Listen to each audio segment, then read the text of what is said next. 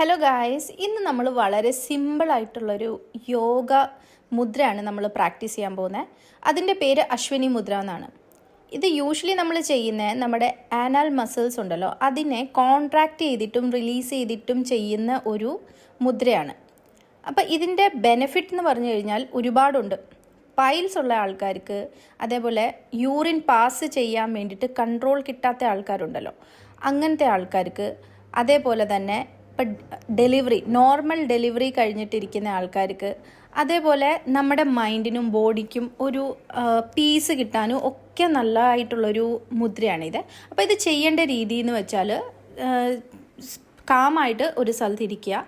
എന്നിട്ട് നമ്മൾ ഡീപ്പായിട്ടുള്ള ശ്വാസം എടുക്കുമല്ലോ, ശ്വാസം എടുക്കുമ്പം തന്നെ നമ്മുടെ ആനൽ മസിൽസിനെ നമ്മൾ ഇങ്ങനെ കോൺട്രാക്റ്റ് ചെയ്തിട്ട് ഹോൾഡ് ചെയ്യുക.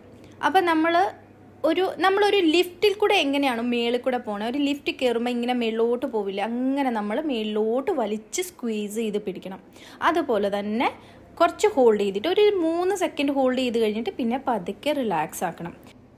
നോർമൽ ഡെലിവറി കഴിഞ്ഞ ആൾക്കാർക്ക് പെൽവിക് മസിൽസൊക്കെ വളരെ വീക്ക് ആയാലൊക്കെ തോന്നും, ഇങ്ങനെ പുറത്തോട്ട് ഇറങ്ങി വരുന്ന പോലെയൊക്കെ തോന്നും. അപ്പോൾ ആ സമയത്ത് ഈ ഒരു പ്രാക്ടീസ് വളരെ നല്ലതാണ്. പക്ഷേ നമ്മൾ 3 മന്ത്സ് കഴിഞ്ഞിട്ടേ ഇത് ചെയ്യാൻ പാടുള്ളൂ, നോർമൽ ഡെലിവറിക്ക് 3 മന്ത്സ് കഴിഞ്ഞ്. അതുപോലെ തന്നെ നമുക്ക് പ്രോസ്റ്റേറ്റ് ഹെൽത്തിനും ഇത് നല്ലതാണ്. പിന്നെ പ്രായം ചെന്ന ആൾക്കാർക്ക് യൂറിൻ കൺട്രോൾ കിട്ടാറില്ല, അപ്പോൾ അവർ ഈ ഒരു പ്രാക്ടീസ് എപ്പോഴും ചെയ്യുന്നത് നല്ലതാണ്. അപ്പോൾ ബൈ.